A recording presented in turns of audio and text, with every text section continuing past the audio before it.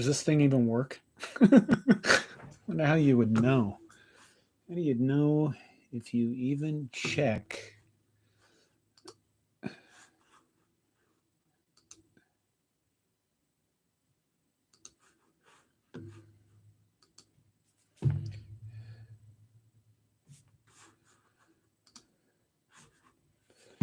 I think that I should probably actually advertise this before I do it,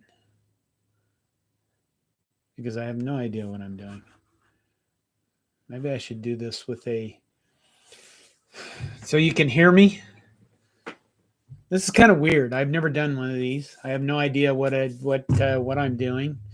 No idea what I'm here to do. But I would like to try doing live things sometimes. But I guess you got to start somewhere. And I actually learned how to swim by one of my sisters taking me and throwing me in the deep end of the pool. I'm fine. I'm a little exhausted because that's just the life I led on the edge.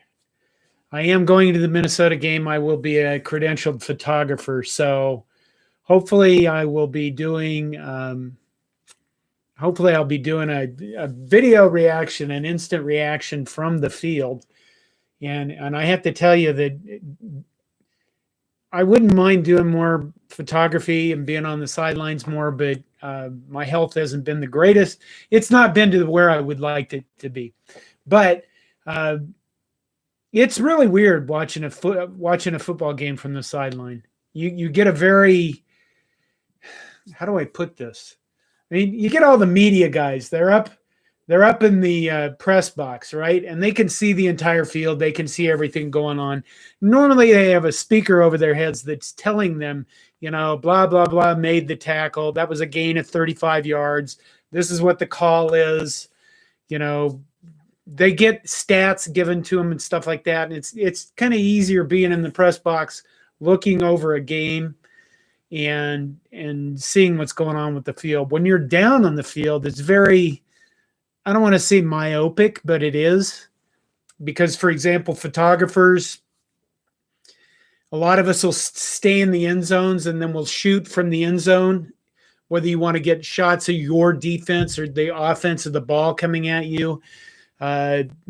Big portions of the sideline, of course, are taken up by the football team, and you obviously can't just walk into the football team, so that whole area is cordoned off. And then you got cheerleaders, and then for Minnesota, you got Goldie Gopher and that damn bike he rides around, which is actually kind of terrifying. But it's weird. How do you become a credentialed photographer? Well, I guess you have to be aligned with some kind of media outlet. You have to be a photographer first. I mean, you can't show up with just garbage gear. I guess you could for some stuff, but you do have to be tied to a media outlet that they will recognize. And, because we have coordination, I've been doing photography on and off for years. I started with baseball probably, but college football is absolutely exciting. When you're down on the sideline, I was talking about what it's like to actually shoot a game from the sideline, and it's very myopic. And when you're down there, you do get an incredible feel for the game. You get a feeling for what's going on, what's happening. But at the same time, you're left completely out of the loop for like replays, for knowing exactly what they call. A lot of times we'll all look at each other and ask what happened, because a lot of time, keep in mind, that we're looking down these freaking lenses that are about that long. And, when you're following a quarterback or something like that, you don't see what's going on over here. So it's, on the other hand, you get to watch guys smash into each other at high rates of speed. And if you've ever noticed during a college game, guys will come flying off the sideline, and it's always like the photographers are completely unprepared for them. And the reason for that is because they're always faster than you think they are. I mean, you just, you're used to like your friend Bob running at you, and Bob doesn't run very fast. And, I don't know, Jacques Yant can actually run much faster than your friend Bob. and suddenly he's right in your face coming off the sideline, and you were looking at your camera, and then you get run over. Oh, okay. So we got 2 people in 5 minutes.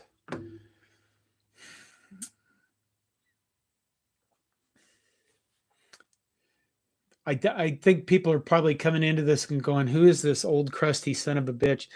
I would, since there's 2 of you still here, I'd ask this in the chat section. I'm not sure. We're going to keep doing stuff, obviously, for football season. We'll keep doing the reactions and previews and things like that. But if you guys ever have anything else you'd like us to do, I'd love to hear about things. And we want to keep doing stuff for basketball season and then into college baseball. And I'm not sure how much, what we're going to do with those. Like everything else, I just make stuff up.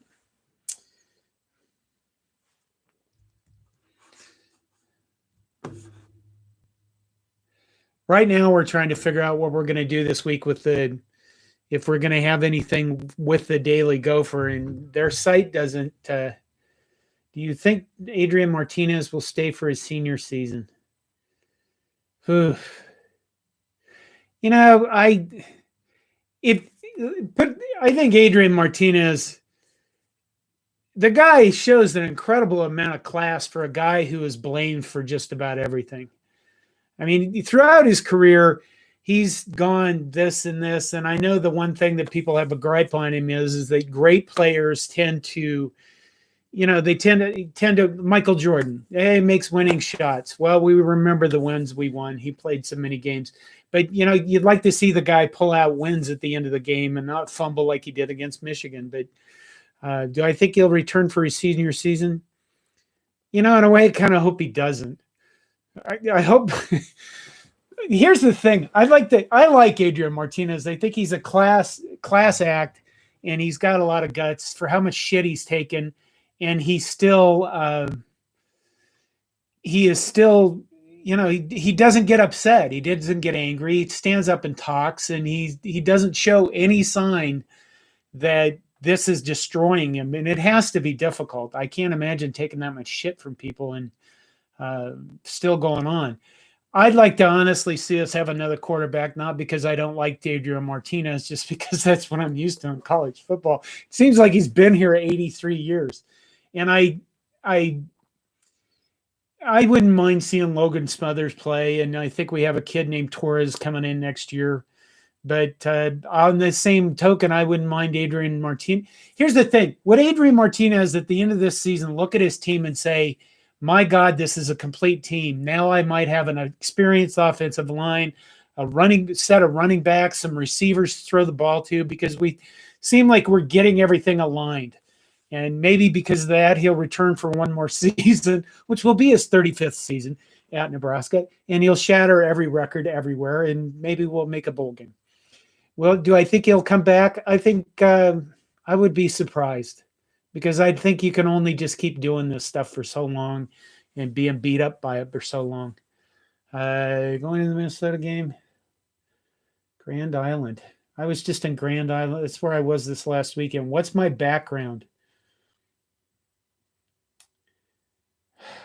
I'm not sure what you're asking. I don't do this for a living. I'm an IT consultant for a living.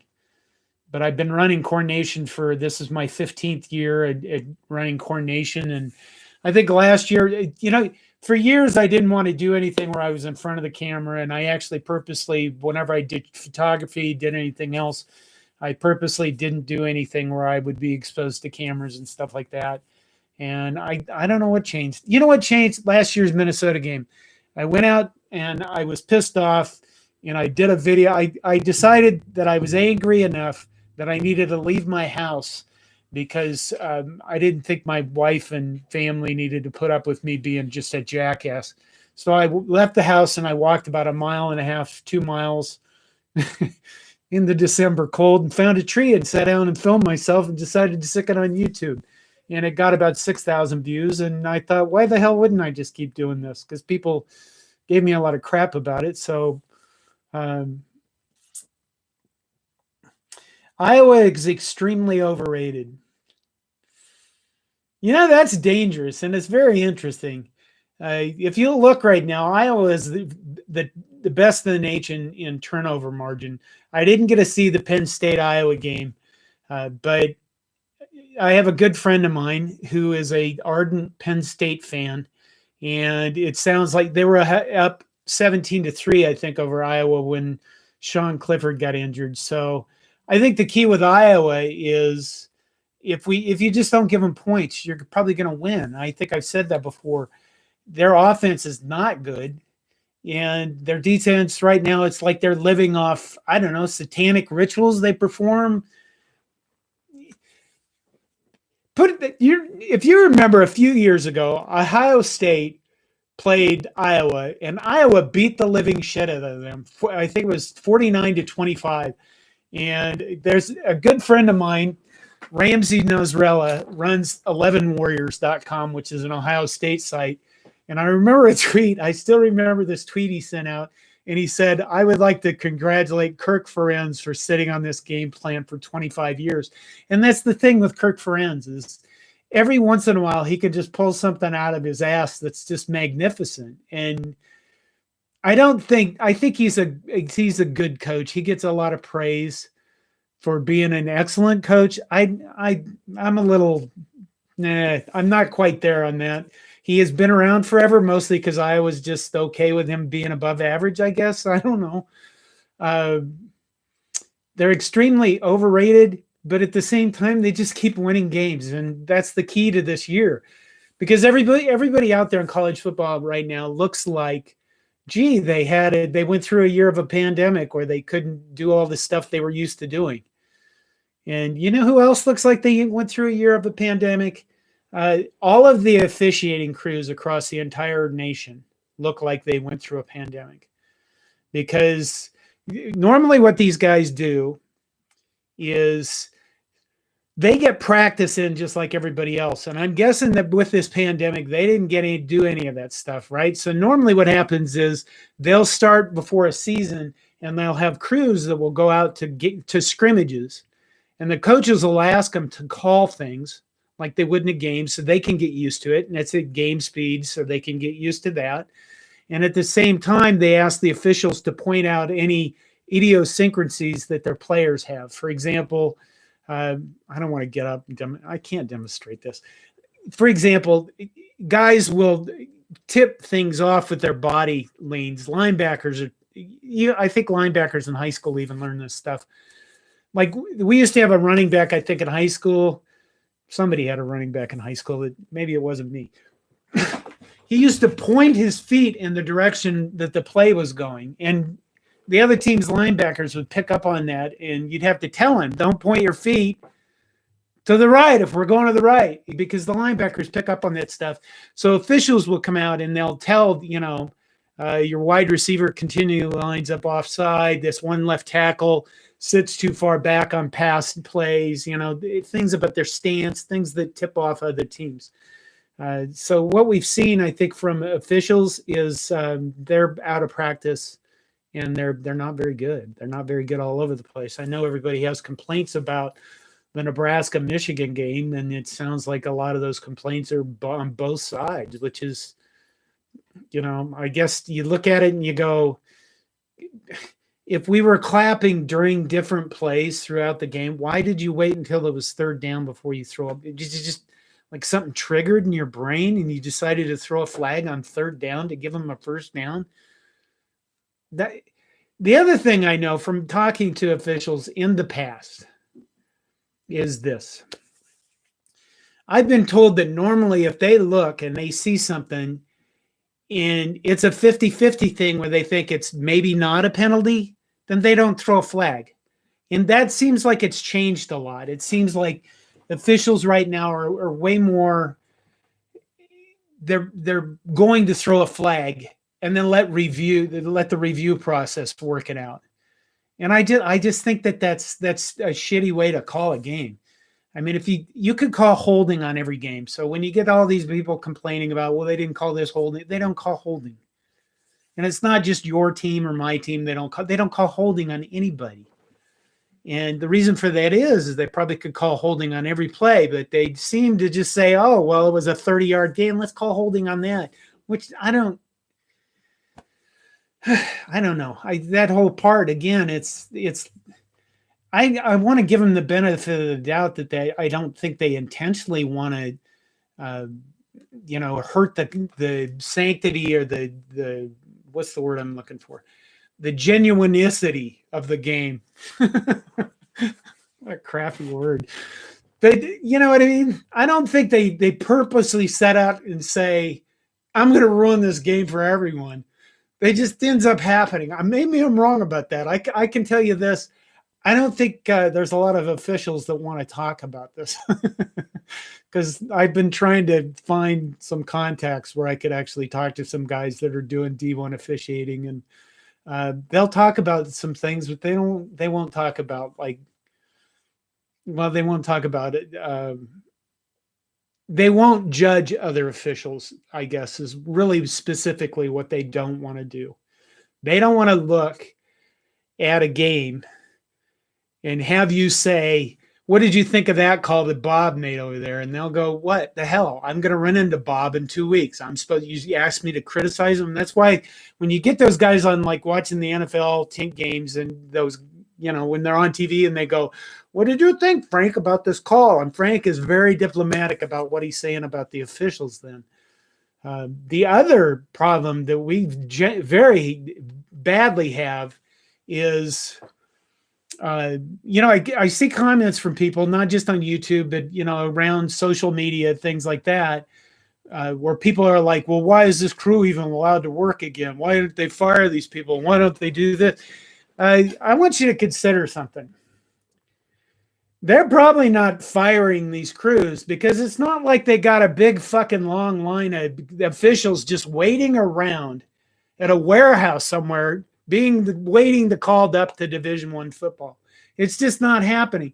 You can go out there, and I encourage to do this right now if you want to. Go out there and search on Google about high school officiating and how bad it is out there for them to find officials to officiate all these games. So go look for that, and you'll find all over the nation that high school athletic directors and high school, associations that run athletics in their state have a severe shortage of officials. And it's not hard to guess why, is it? Would you want to be an official? I mean, anybody in this chat, would any of you want to be an official? Because I sure as fuck wouldn't do it. You got to, first of all, Norm, you got to, when you're an official, you got to start out at, doing high school stuff or doing even below that, grade school, middle school type stuff, junior high, and then you work your way up. And if you think it's bad now, this pandemic, and I haven't seen anybody really write many articles about this pandemic has probably taken an entire generation of people who might have been officials and wiped them out completely. Because I know who was it? I interviewed Louis Curtis from Iowa, who's a high school official association guy. And he was talking about the fact that I think with the pandemic that people just, a lot of the older guys that were doing it just said, I'm not doing this anymore. And they walked away. And the younger people don't want to do it because they don't want to put up with Karen everywhere.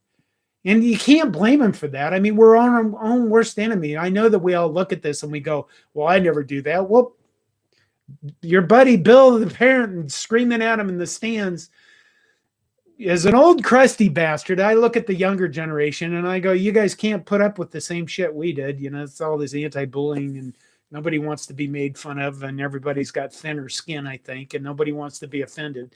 And now ask yourself, would you go be an official right now if you were 18 years old? And the only people that would, I think, do that are deranged. They got to be deranged because why would you do that? They pay them almost nothing to do this shit. You have to love the game and love being abused. And, maybe everybody has to be married to do that first because they want to get out of the house. Okay. Any other questions? Iowa does have a very weak schedule. I am hoping that, we'll get through it. Nebraska has Minnesota this week. Minnesota, I think, announced today that Trey Potts is gone for the season. And that means the Minnesota is now down 2 running backs. Over the weekend, Wisconsin dismissed Jalen Berger. And Jalen Berger was a 4-star recruit that came into Wisconsin. And he was going to be like the next big Wisconsin running back. So things are weird all around this year. Last week I saw a tweet, and there's an account out there that's like message board madness, and what they do is they go out and find all the dumbest content. They find all the dumbest content or most outlandish delusional content out there from people, and they post it on this Twitter account. And someone from Texas A&M had actually posted, maybe Jimbo Fisher was just sandbagging those 2 first losses in the SEC, and then he'll beat Alabama with new stuff. I didn't get to see that game either, but Texas A&M beat Alabama, and that's just kind of weird, and I don't know. They are getting better as a whole. Without Martinez, we would be worse off. Adrian Martinez is a special player, and I think he is a special player. I mean, he's athletic as hell. I think right now that when you watch him play, you can see that he is so leery. Either he's been coached or he's become leery of trying to make sure he doesn't throw any interceptions, that he actually doesn't throw the ball open. He doesn't throw the ball in situations where he could thread a pass into some guys. So he can be very tentative in that regard. I think that's the change I've seen him from this year to last year, or the last year to this year. But, I mean, it's going to be very interesting. Let me put it this way. Let's say Adrian Martinez goes out in the first quarter against Minnesota this week, and he's gone for the season, and you have to bring Logan Smothers in. And I think Logan Smothers, to me, when I watched him in the spring game, which I was down on the field, I think Logan Smothers makes very quick decisions. I like him as an improviser, kind of like Martinez is.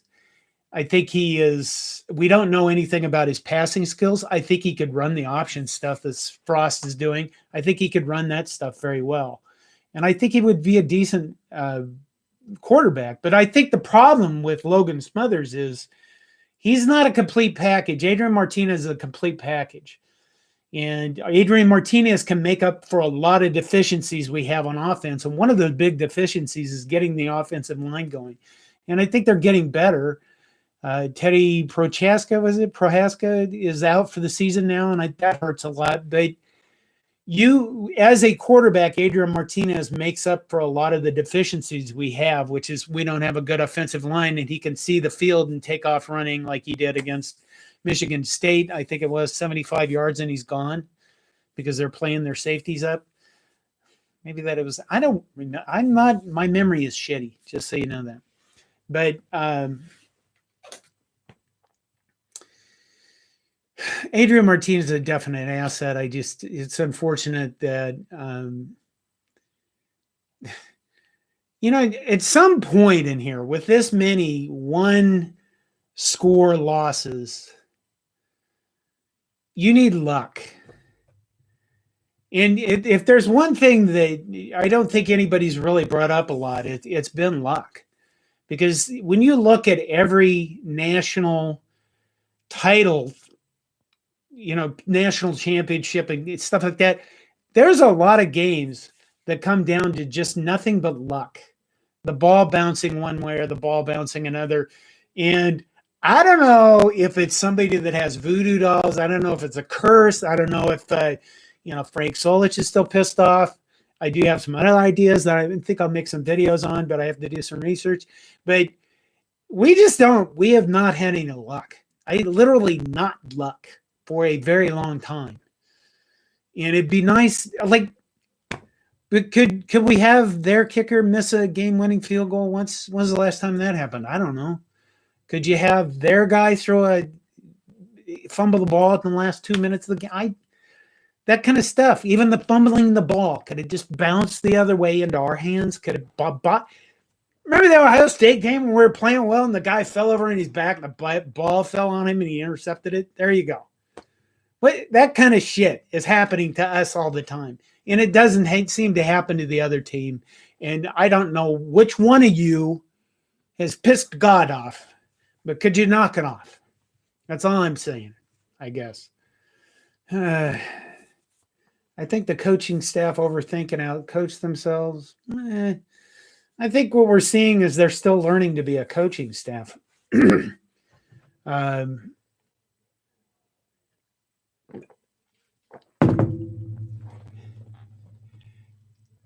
I said this before, and I do think that Scott Frost probably wasn't prepared for this big a job, but he's learning on the job. And I know you won't say, well, nobody gets paid to learn on the job. I actually do get paid to learn on the job. I don't get $5 million a year. If I did, I probably wouldn't be here with you sons of bitches. But I do get paid to learn IT stuff on the job. And I think a lot of you get paid to learn on the job. So stop saying that.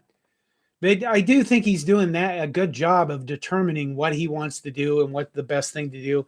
He's not running the same offense that he did at UCF. And I think we've seen this year he's bringing back a lot of the option stuff because it probably is going to work. If you can run it, it's something you don't dabble in. I don't think teams that are good, teams who run the option should not dabble. And what that means is you shouldn't just stick it in as a package one week and pull it out the next. If you're going to run the option, then you need to commit to running option plays because the timing and the fumbling and the pitching and shit like that and the reading, that all takes reps and practices and stuff like that. Let's see what else we got. We are in the Pelini phase. Tom Bundy. Well, you got a point there. Hopefully we're going to stomp the shit out of Minnesota this week because they're not in a good place right now. I mean, Mo Ibrahim is gone for the year. They lost him, and now their second running back. And Mo Ibrahim was a special player that you could just do. You could just do whatever run whatever, and you get 5 yards. And that's, it'd be nice for us to get to that point. Overthinking out coach themselves. Yeah, I'm not. I don't really. I said in the post game overreaction, we all watched the game this weekend on little cell phone screens. And I don't know if you noticed, but I got glasses. If I take them off, I'm blind because I'm old. I didn't have bad eyes forever. In fact, I'll tell you the story. I was at a customer site one time, and I was working on this system. And this guy on tech support tells me, I want you to look at this specific chip on this board and tell me what the number is. And I looked down at it and I looked at this tiny little number on this board and I couldn't read it. And I freaked out. And I was 42 years old, many, many decades ago. And I just freaked out. I'm like, oh my God, I'm going blind. And I had to go see the doctor. And the doctor looks at me and he goes, you're over 40, you dumbass. This is what happens when, I think he probably did say dumbass because that's. But he says, you get older and your eyesight gets worse, and now I'm blind. Where was I going with this? Oh, yeah, the cell phones. Here's the funny thing about that. So we have like 3 or 4 cell phones on these tables, and one table or one cell phone would be ahead of the other ones. So, the one I'm watching is always behind. So I got to sit there and like my wife's watching the other one, and she goes, hey, and then I'm like, okay, let's see the play. And then she goes, boo, and then you're sad ahead of time. Then you got to watch the play to see what happened anyway. So what I didn't get about the whole coaching and overthinking thing, I didn't understand why we tried to run the ball up the middle over and over and over and over. I mean, Sun Tzu, the art of war is all about attacking where they're the weakest and not the strongest. I didn't get that. Michigan's defensive line is very good. Our offensive line isn't that great. Sometimes I can understand that side. Firing Frank was a big mistake. Whew, that's a big one. It would have been nice to see what Frank could have done with his coaching staff that he just replaced. I think that ultimately Frank Solich, since somebody asked, I think ultimately with Frank Solich, he was going to fail. And the reason why he was going to fail was because he wasn't Tom Osborne. But the problem with him firing after a 9-3 season like Steve Peterson did is that he didn't let him fail. And that was all about Peterson's ego, and I think all of us know that. That he wasn't going to let the program descend into mediocrity or whatever that shitty ass line he said. That's why the fucker can't ever come back to the state of Nebraska and show his face. And he shouldn't. But if he thought Frank was going to fail, then Frank should have been allowed to fail. That was the problem with Bo Pelini, too. Bo Pelini was probably at the end of his rope at Nebraska. And the next season, he probably would have had a losing season. He was not doing well in recruiting. And honestly, we wore him out. He wore himself out. He wasn't Division I head coach material, and I think he showed that in the next few years after that. But you need to let him fail, and then you fire him, and then we don't have these arguments because we go, oh, look, they failed, therefore they don't have a job. But you fire them when they're 9-3, you look like an idiot, and then we got to live with this shit forever. All right. Firing Pelini was a mistake. I think I said that. Bo Pelini really, let's be honest.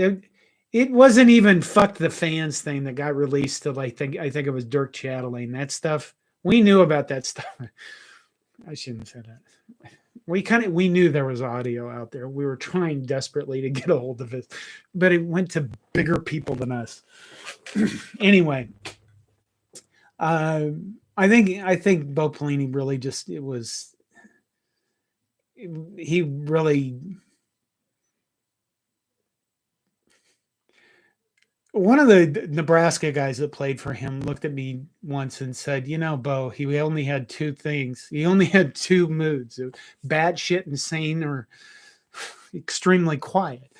So, and nobody ever saw him when he was really quiet. So I think that he just wore out. He was exhausted at being the Nebraska, and I think he was exhausting us. And I also think he'd reached his ceiling and the end of what he could do. This idea that we're going to keep a coach for 20 years is really kind of a fallacy, no matter where you are. Unless you're Nick Saban, you can just be a robot about things and don't actually have feelings or heart, or maybe not even a soul, since you already gave it to Saban. If we went from Pelini to Frost, we would be much better. I don't disagree with that, Pelini to Frost, but I don't think Scott Frost was not ready to be our coach at the time. Riley was, I don't know what the hell. Sean Eichhorst was not, in hindsight, was not a very good choice as an athletic director. And we paid for that. And I think that recommendation actually came from Barry Alvarez to hire Sean Eichhorst. Was Yant in the hot dog house the first half of the game? I don't know that one. 20 minutes. Oh my God. I'm 22 years old, Mr. Johnston. Hey, what the hell is this Mr. Johnston shit? That really terrifies me. If you call me sir next, I'm gonna be like really just. I'm gonna question. Okay. Let's move on. You would lose running the ball. Solich need a good rating. Crouch and Lord too much. Yeah, I think I had a conversation. Ran Crouch and Lord too much. He did have a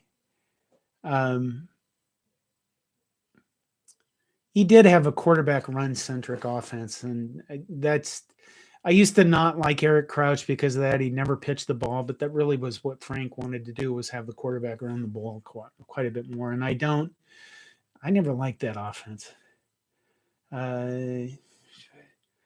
Sacrifice of Harbor at halftime or during East. That's one area in which I'm weak, since I don't attend a lot of games in Nebraska. I do not have a good feel for. I don't have a good feel for what we should be during games.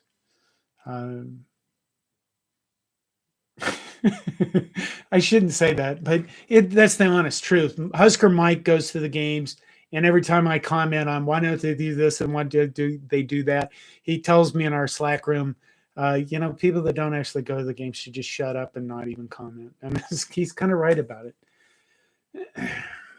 If Nebraska is 6-6 and go to a bowl game or lose, will Scott Frost?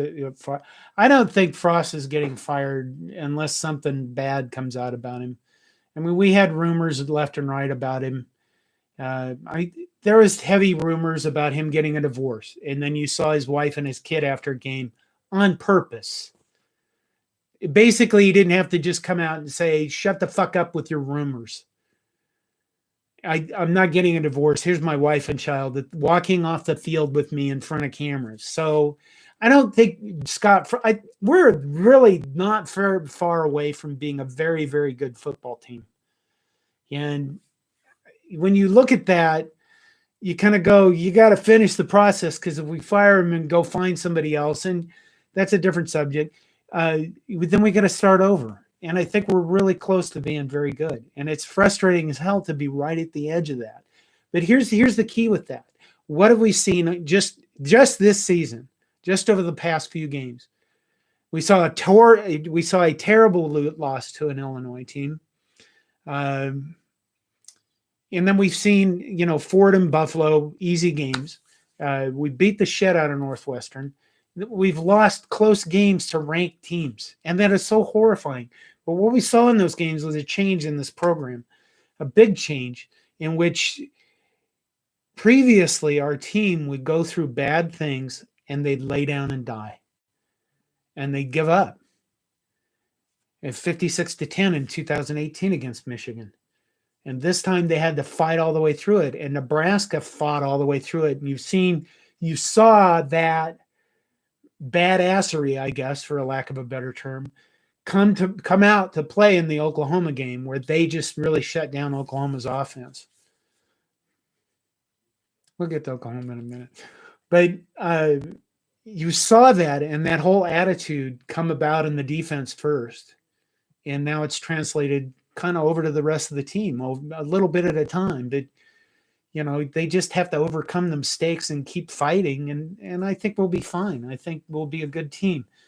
Sooner really enjoy your views and content. Thank you. Thanks for all the compliments. I appreciate it. Do you think what do you think the realism is behind Nebraska and keeping it closer than we have since 2019 against Ohio State? Well, that's down the road. We got Minnesota this week. Nebraska is a good QB and a couple of skill players away from winning more games.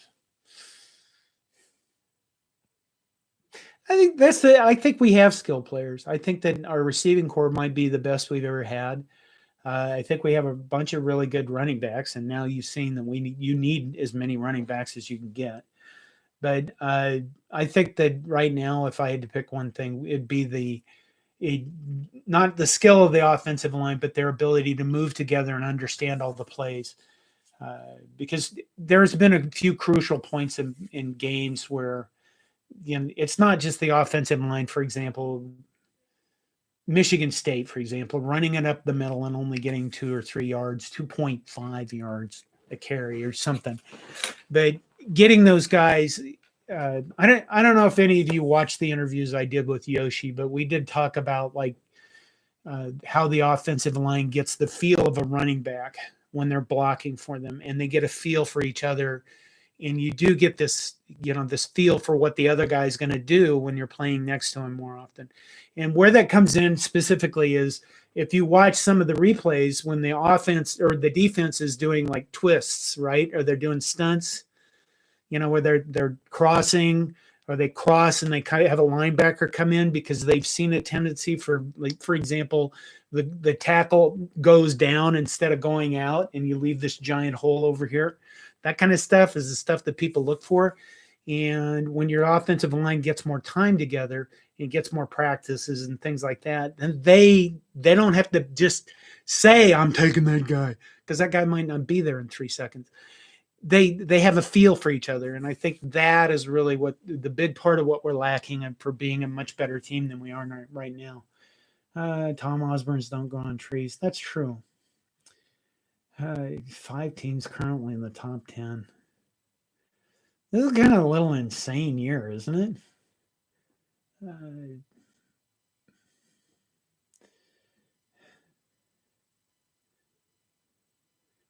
Oh my God. People hate on Caliban, but watching his offenses are some of my favorite Husker memories.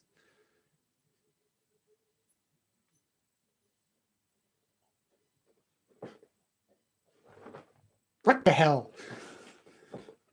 Hey, his offenses were extremely. Did you ever remember seeing the playbook for those, like 600 pages long? They were so complex. On the other hand, if you want somewhere, it's not in here, but somewhere in a stack of books, I have Milt Tenniper's book, The Assembly Line. It's actually autographed by Milt Tenniper. Ryan Tweedy got it for me from him. And it honestly probably has to be my most prized possession of Husker stuff. But if you read that book, you will go through it and you'll be shocked and amazed at how people will go, football isn't rocket science. Well, fucking read that book and you might be pretty damn close to rocket science or brain surgery, because it's so specific about how plays work and how lines work, and this guy's outside shoulder and this helmet on that side of this guy and moving, and it's just incredible. So I think Callahan's offense, wow, you took me off. I'm in shock seeing that. Let's see what else here. What else? Team is hungry, fight improvement, showing each succeeding week. That's true. If we had a 20-game season, we'd be kicking ass by the end of it. We'd win our last 12 games. Defense tends to get true.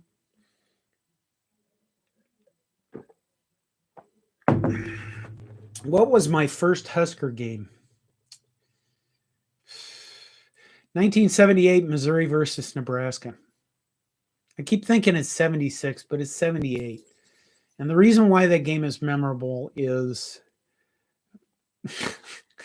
Nebraska gave up a 98-yard bomb. And my brother-in-law at the time had taken me to this game, and we gave up this 98-yard bomb. And it went right over the top of Dave Butterfield's head. And my brother-in-law walked the 18 miles back to our car, screaming profanities mixed with Dave Butterfield in it. And that's the one thing I remember about that game. In fact, I was down in Texas 3 years ago, and my nephew, his son, asked me, "What was your first Husker game?" And I said, "Well, your dad took me." I remember him keep screaming this guy's name over and over. I said, "I bet if we called your dad, he'd actually remember that guy." And we called his dad on the phone. He was out in the middle of nowhere, so his cell phone coverage wasn't good. And he goes, "Fucking Dave Butterfield," and the phone cut off. And that was the only, we didn't call him back because that was there. I said, "There you go, Dave Butterfield." That was my first Husker game.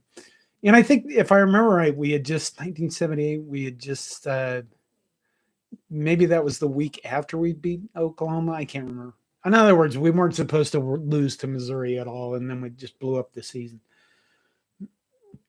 O-line's growing, strides. Not true. I think they will beat Minnesota, Purdue. And I think we can beat Wisconsin, because right now Wisconsin's in bad shape. Graham Mertz was supposed to be a really good quarterback. And he is kind of just, he's like the crazy Brett Favre. Brett Favre was so fun to watch because you never knew what was going to happen yet. And Graham Mertz for Wisconsin has turned into this guy that has really turned the ball over quite a bit in really bad times. So Wisconsin, and then I mentioned earlier that Wisconsin dismissed Jalen Berger this past weekend. What are you doing? The dog's getting all whiny. Come on.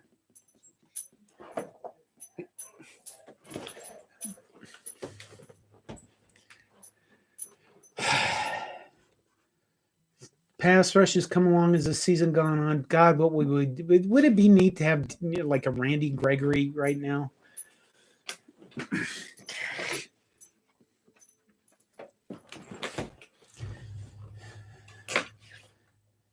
Wins 4 of the last 5. That'd be nice. That game made me cry. I'm not sure which game he's referring to. 6-6. Minnesota, Purdue. We should win those games. Did everybody watch Texas, Oklahoma? Because it was right before this wedding I went to, and I watched right up until the end of it, which is, I watched the big, I don't know, the first 3 quarters or something. And it's kind of like, how do you score?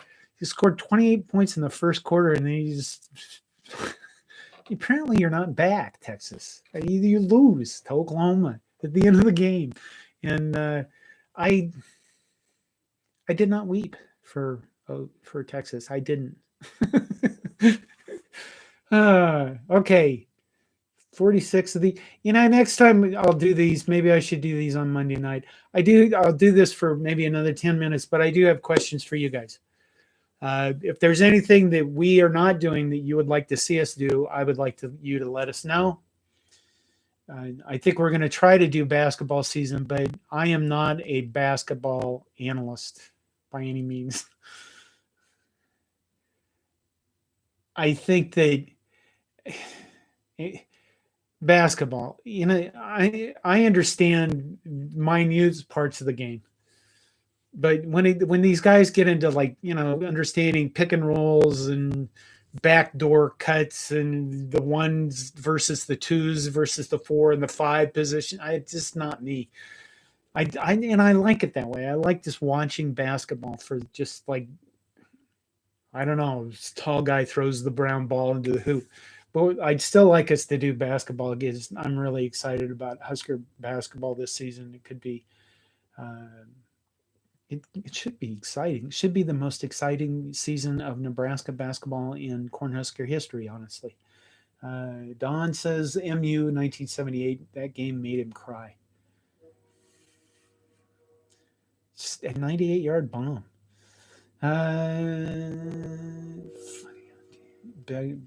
One lost Big Ten team makes it over an undefeated Cincinnati. Yes. And the reason why that is I think that the people who are running this thing are looking at this season, and I think they would love nothing better than for Alabama somehow to get shut out of the playoff, because I think they realize that college football right now in its current form has become really boring. And, it's Alabama, Clemson, Ohio State, and somebody. And that is boring. I mean, maybe it's not boring for 3 teams, but for the rest of it, it's like, who gives a shit? So years ago, how we live in the 90s, the Nebraska fans always live in the 90s. Years ago, Emmitt Smith said a line that I have kept forever. And he said, everyone loves a new champion. And he was referring, I think, at that time to the Cowboys, why everybody hated the Cowboys. At that time, everybody loved it when Nebraska won their first national title. And then the second one, they're kind of like, okay, whatever. And then the third one, they're like, you fuckers are just greedy now. And they hated us. And, all the exposés came out about Tom Osborne and how horrible we were and everything. And that's I think kind of common. You looked at Alabama and you went, oh, look, Alabama won a title. That's great. Now they're winning all of them. You're like, why don't you guys go fuck yourselves? Some Oregon Trail thing happened to you where you all suddenly die of dysentery. Everyone crossing a river, rattlesnakes. I don't know what happens in Oregon Trail. I didn't get to play that. We didn't have computers when I was a kid, for God's sake. In 1463, we were still trying to figure out how to, indoor plumbing. Okay, whatever. Good job. Thank you, Don. I think you're doing this way beneficial for all of us. Is it therapy? Was this beneficial? Uh, Great job for your first live stream. Oh well, I think I think I will do more. You being you, enjoy your view of football and how you put it in context. I wasn't sure about the bathroom thing, but it was late at night, and I thought at some point I'm going to use my bathroom, and that was the most perfect. Here's my voice tends to be very loud and carries. When I think I'm speaking softly in a place, I'm not speaking softly. Like we were at this wedding, and it was in a tiny church, and my nephew's bride to be did a really nice, very beautiful and touching pledge to his daughter, who was a little tiny, unbelievably cute girl. And I said, "Ah," at the end of it. I thought I was saying it very softly. Apparently, I wasn't saying it very softly, and then I got into trouble, and they complained about me tonight and my behavior. Anyway, I don't know where I was going with that either. Um, Bathroom rant. Anyway, oh, that's why I went into the bathroom because the bathroom's downstairs, and since my voice carries, everybody else was going to bed, and I thought, well, I can still be kind of loud in the bathroom, and it won't carry. And it never works that way because, like, when they're in other parts of the house, they have to like turn on things like giant industrial fans, so they can't hear me. Um, root for plays Dallas. That makes sense. Therapy, don't overthink it. Okay. Redskins, yeah. Enough of the moral victories. God, I don't disagree with that. I've kind of had enough of the moral victories myself, and it'd be nice. It'd be really nice for us to beat the shit out of Minnesota. I mean, I don't care if they're hurting. You beat the shit out of them.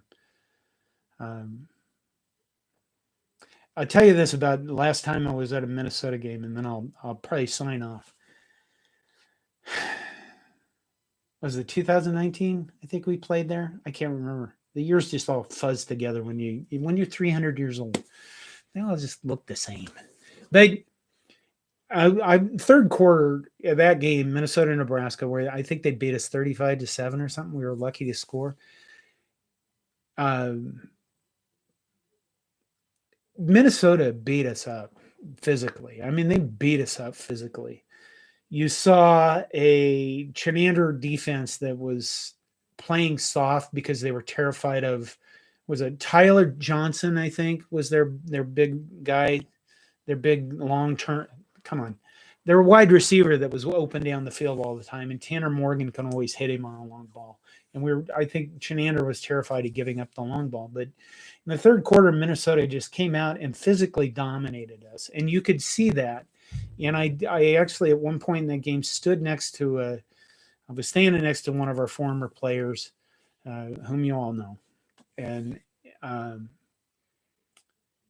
I said to him, I kind of just was fishing, honestly. I said, we are in a really weak team.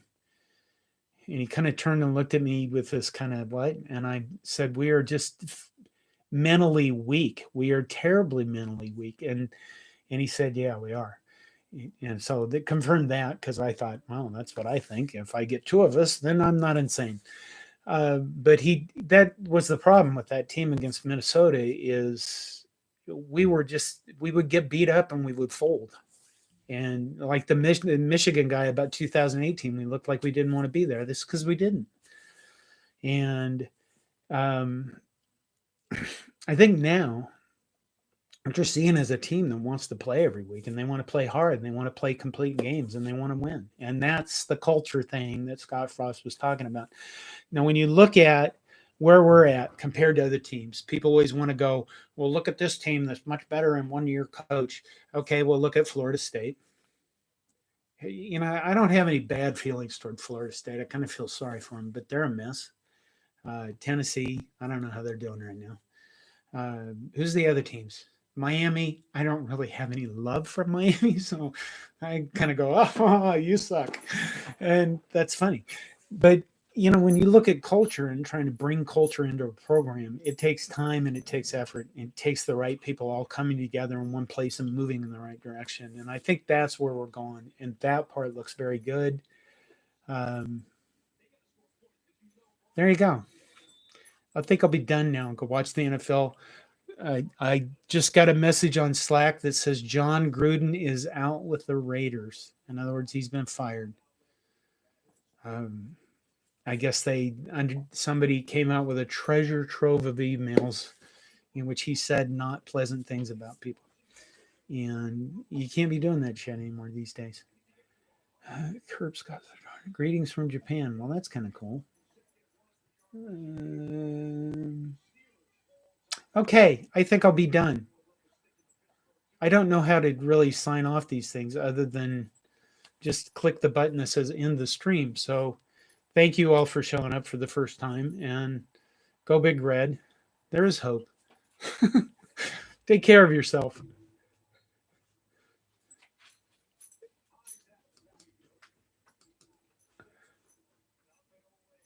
Ugh.